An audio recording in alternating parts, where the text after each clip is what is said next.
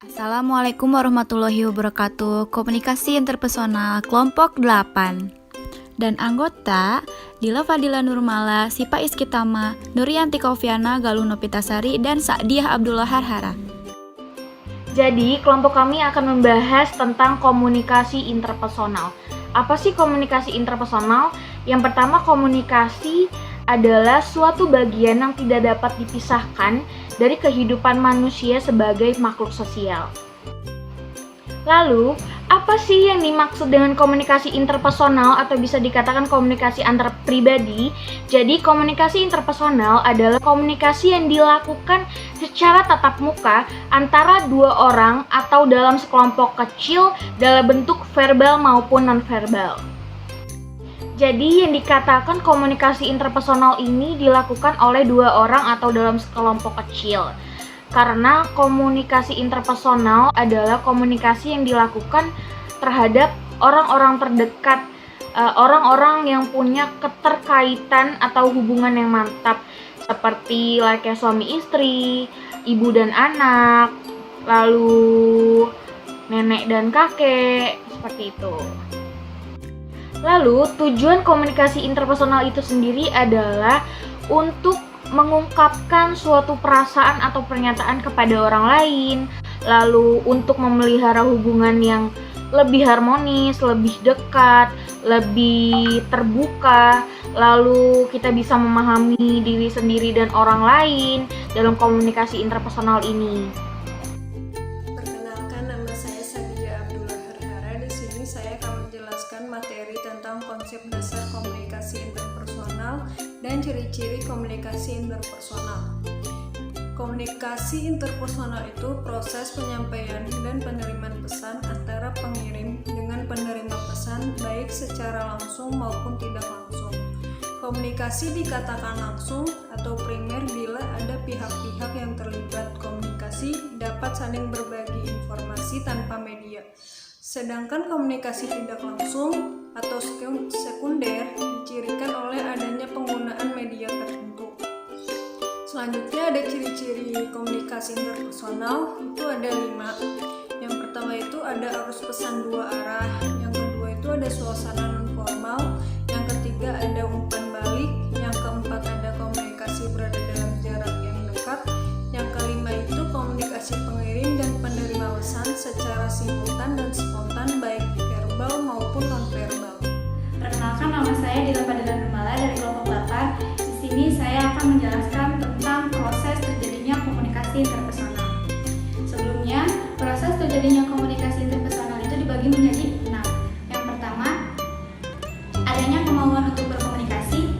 Yang kedua, echoing oleh komunikator. Yang ketiga, pengirim pesan. Yang keempat, penerima pesan. Yang kelima, decoding dari pemikan. Dan yang keenam, umpan balik. Di sini juga ada tipe-tipe komunikasi. Tipe-tipe komunikasi dibagi menjadi 3. Yang pertama ada komunikasi dua orang. Komunikasi dua orang termasuk komunikasi antar pribadi, seperti satu orang yang lainnya dengan satu orang yang lainnya lagi. Yang kedua ada wawancara. Wawancara juga termasuk komunikasi antar pribadi. Cuma bedanya wawancara ini terbentuk dalam pertanyaan atau tanya jawab. Yang ketiga, komunikasi kelompok kecil. Komunikasi kelompok kecil itu percakapan, diskusi, dan musyawarah. Assalamualaikum warahmatullahi wabarakatuh. Perkenalkan, nama saya Galuh Nopitasari. Di sini saya akan menjelaskan komponen-komponen dalam komunikasi interpersonal. Komponen yang pertama itu ada sender atau pengirim pesan. Di dalam proses komunikasi, sender atau pengirim pesan itu menjadi sumber komunikasi. Seseorang yang mengirim pesan disebut sebagai komunikator. Terdapat 2 faktor di dalam diri komunikator yang dapat menentukan efektivitasnya komunikasi. Faktor yang pertama itu sikap komunikator, dan faktor yang kedua itu pemilihan simbol makna yang digunakan komunikator dalam menyampaikan pesan. Komponen yang kedua itu ada pesan.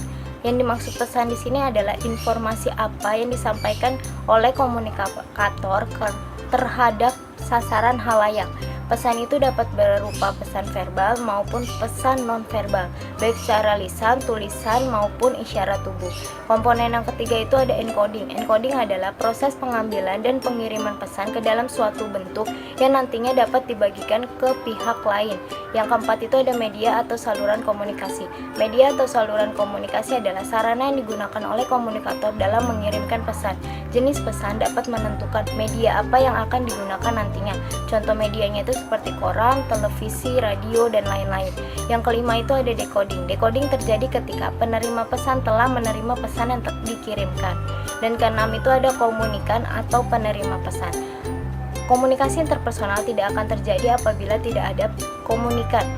Komunikan akan menerima pesan tersebut lalu akan ditafsirkan dan membentuk sebuah makna. Dan yang ketujuh itu ada umpan balik atau feedback. Apa saja yang diputuskan oleh komunikan nantinya akan membentuk suatu tanggapan. Tanggapan tersebut disebut sebagai umpan balik atau feedback. Yang kedelapan itu ada konteks. Konteks adalah situasi di mana kita sedang melakukan proses komunikasi. Konteks dapat berupa dimensi ruang, dimensi waktu, dan nilai. Konteks dapat membantu kita dalam menentukan sikap ketika berkomunikasi. Yang kesembilan itu ada gangguan atau noise. Gangguan atau noise adalah apapun yang mengganggu proses komunikasi baik secara mengirim pesan maupun menerima pesan, itu disebut sebagai noise. Gangguan itu biasanya bisa berbentuk gangguan fisik maupun gangguan psikis. Dan yang ke-10 itu ada efek-efek adalah pengaruh atau dampak yang dihasilkan dari adanya proses komunikasi. Biasanya itu ada perubahan sikap dan perilaku si penerima pesan.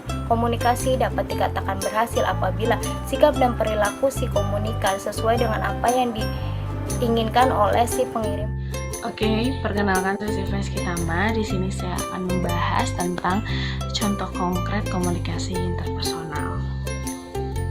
Nah, untuk contoh konkret keseharian komunikasi interpersonal itu seperti apa sih? Nah, contoh-contohnya itu bisa kita temukan di kehidupan kita sehari-hari. Kalau di kampus kita bisa temuin kalau kita dengan teman kita, dengan sahabat kita ketika sedang mengerjakan tugas, bertukar ide, bertukar pendapat, bertukar pikiran, itu termasuk komunikasi interpersonal. Atau curhat-curhat pribadi, itu komunikasi interpersonal. Nah, di lingkungan rumah, contoh konkretnya kayak kita dengan ibu kita berbincang, cerita, aku hari ini begini loh bu, kayak gitu, cerita tentang kehidupan sehari-hari. Kalau misal dengan pasangan, kita cerita suami istri. Untuk yang udah suami istri, kayak ini anak kita mau disekolahin di mana ya, mau di lesin di mana ya, seperti itu. Itu merupakan contoh konkret sehari-hari. Nah, oke, sekian dari kelompok kami. Kurang lebihnya mohon dimaafkan. Kalian bisa komen untuk bertanya, kalian bisa like dan subscribe. Terima kasih. Wabillahi taufiq wal hidayah. Wassalamualaikum warahmatullahi wabarakatuh.